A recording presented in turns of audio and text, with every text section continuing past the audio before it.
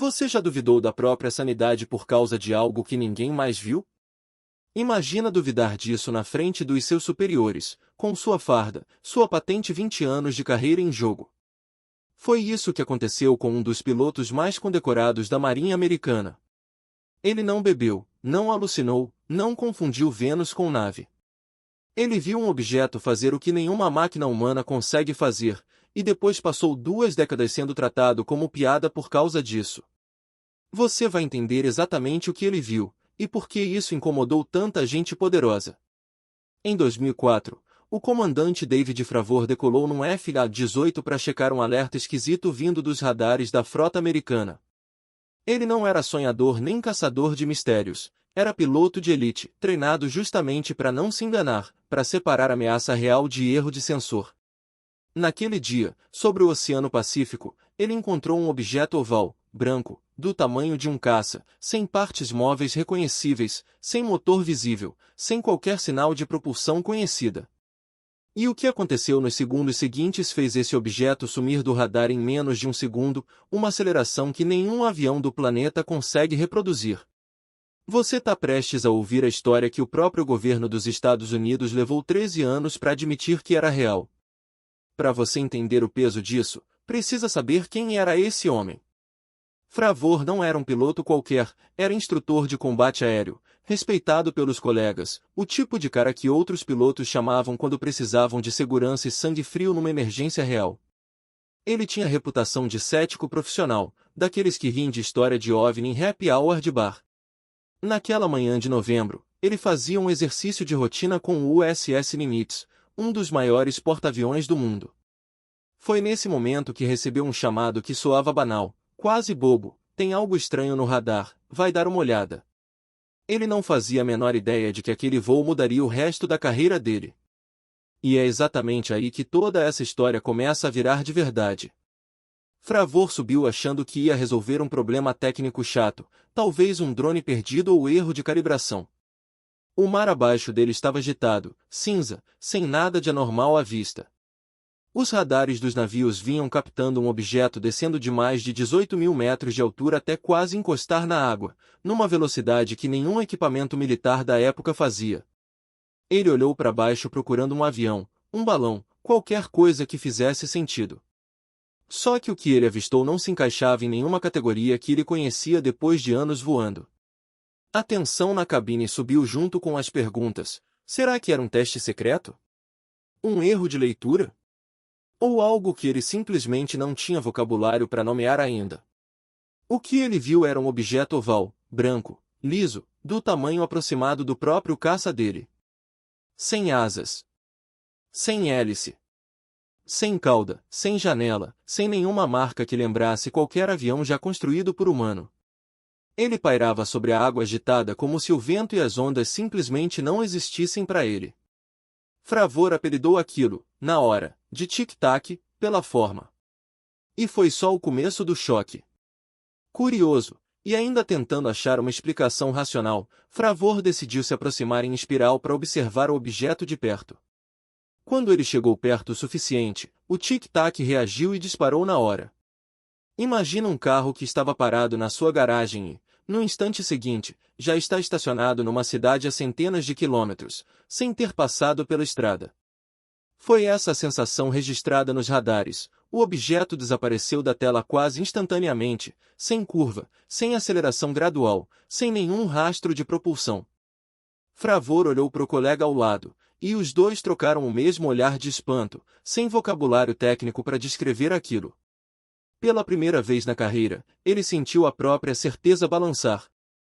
Fravor pousou e fez o que qualquer piloto profissional faria, relatou tudo, com precisão, sem drama, do jeito que a Marinha treina qualquer oficial a relatar. Só que a reação não foi a que ele esperava. Colegas trocavam olhares de lado, alguns riam baixinho no corredor, outros mudavam de assunto quando ele entrava na sala de briefing. Ninguém disse na cara dele que estava mentindo, mas ninguém precisava dizer. O silêncio incomodado já falava tudo. Um piloto com a reputação dele, do dia para a noite, virou motivo de piada de bastidor. E isso viria a doer mais do que o próprio mistério no céu. O vídeo do radar que registrou o desaparecimento do objeto foi recolhido, analisado e classificado como sigiloso pelo governo americano. Nenhuma explicação oficial satisfatória foi divulgada na época, só o silêncio de sempre e o carimbo de confidencial sobre o caso inteiro.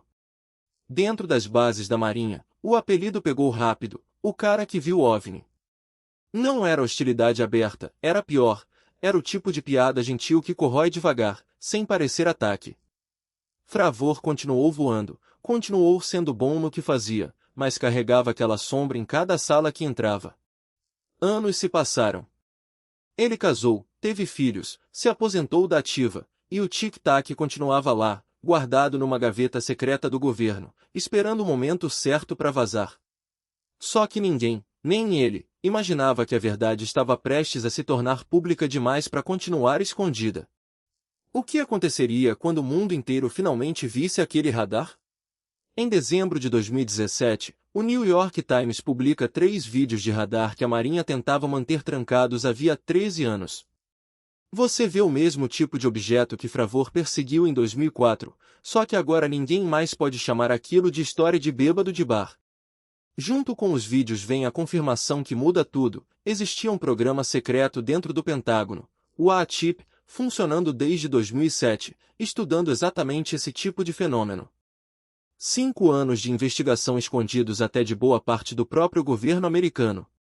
Imagina descobrir, depois de anos sendo tratado como piada de corredor, que enquanto riam de você, tinha gente com autorização de segurança máxima estudando o seu caso em silêncio absoluto.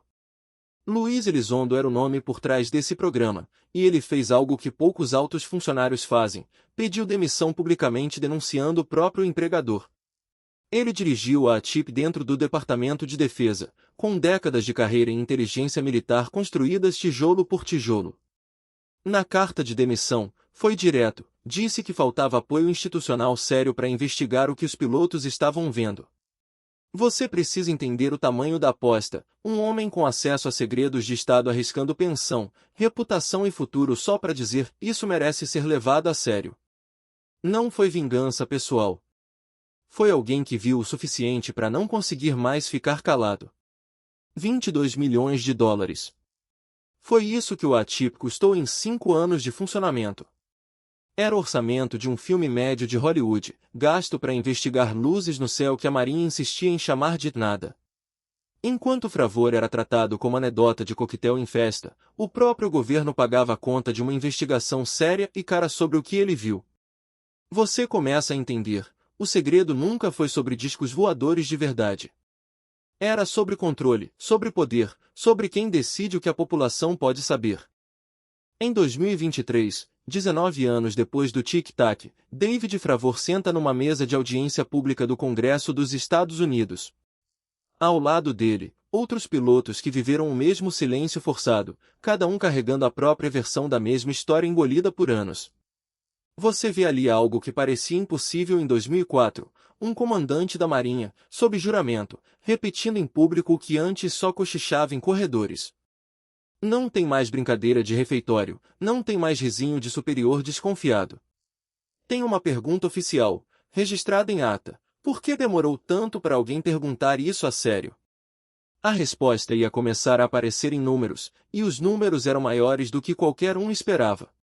O relatório da ARO, divulgado naquele mesmo ano, não confirma nave alienígena nenhuma, isso fica claro já na primeira página.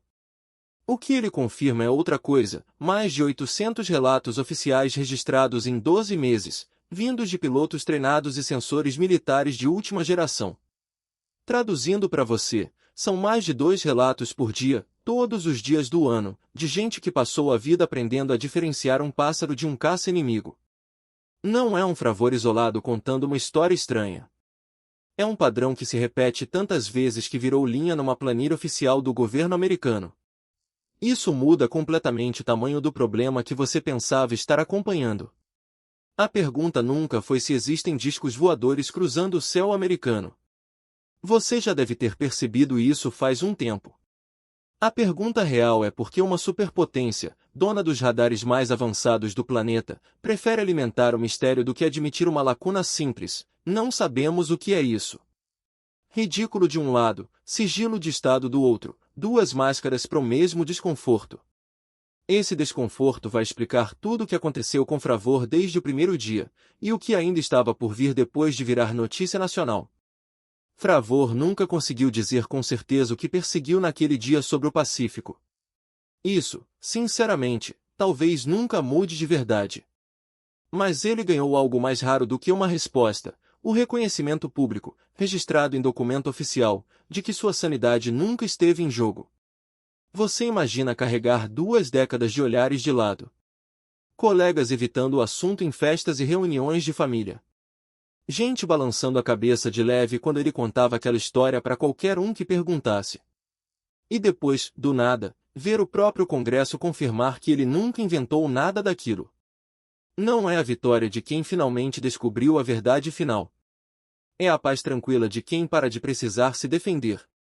O caso de Fravor não é isolado, e talvez isso seja o mais inquietante de tudo. No Vale de Esdalen, na Noruega, luzes intermitentes aparecem quase todos os dias desde os anos 80, monitoradas por cientistas que até hoje não fecham uma explicação definitiva. Na floresta de Rendlesham, na Inglaterra, um tenente-coronel da Força Aérea gravou em tempo real, com a própria voz tremendo, luzes pousando entre as árvores por 3 noites seguidas. Você percebe o padrão se repetindo em continentes diferentes, décadas diferentes, fenômeno real, registro sério, gente treinada testemunhando, e décadas de desconforto institucional antes de qualquer reconhecimento. Talvez o mistério nunca tenha estado lá em cima, no céu, no radar, na velocidade impossível do tic-tac. Talvez o mistério esteja em você, em mim, em qualquer instituição que prefira uma máscara confortável a uma resposta honesta, eu não sei. Ridículo para desviar o assunto. Segredo de Estado para fechar a conversa. 2 formas diferentes de fugir da mesma frase difícil de engolir. No fim, o silêncio sempre custa mais caro do que a dúvida. Se essa história te incomodou de um jeito bom, imagino que ainda tem escondido em arquivos que ninguém abriu até hoje. No casos sobrenaturais, a próxima investigação vai atrás do que as instituições preferem enterrar antes que alguém pergunte demais. Se inscreve no canal para estar aqui quando a gente abrir o próximo arquivo.